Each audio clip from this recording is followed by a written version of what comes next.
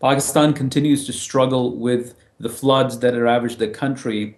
They're getting some international support with the rescue and relief operations, but there are more worrying signs from the country in terms of social and political unrest unfolding.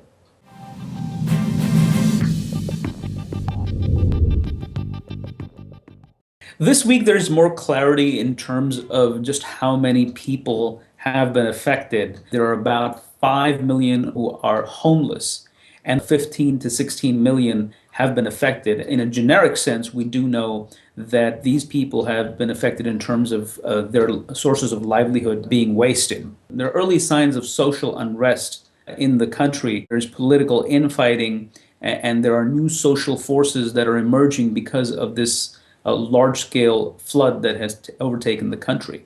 There is great public anger at the government and the politician or the political class, if you will, especially in the aftermath of the floods.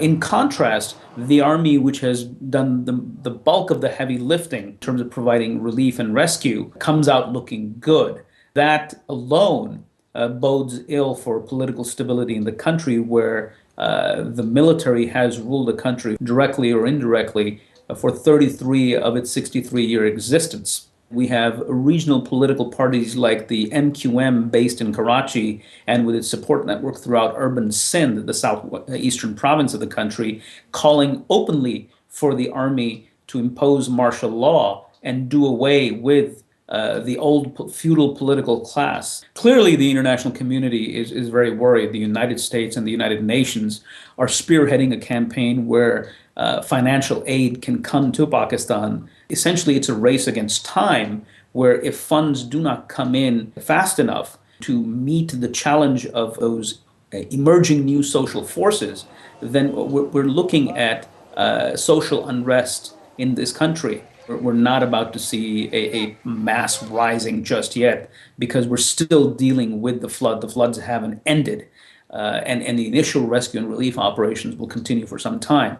But when the masses feel that not enough is being done to address their issues, then we need to see which way the army tips. The army is the one that holds all the cards. Everything depends on how this national calamity is handled and managed by the government, and its ability or the lack thereof to control both social unrest and prevent those who are trying to take advantage of this situation for their own political purposes.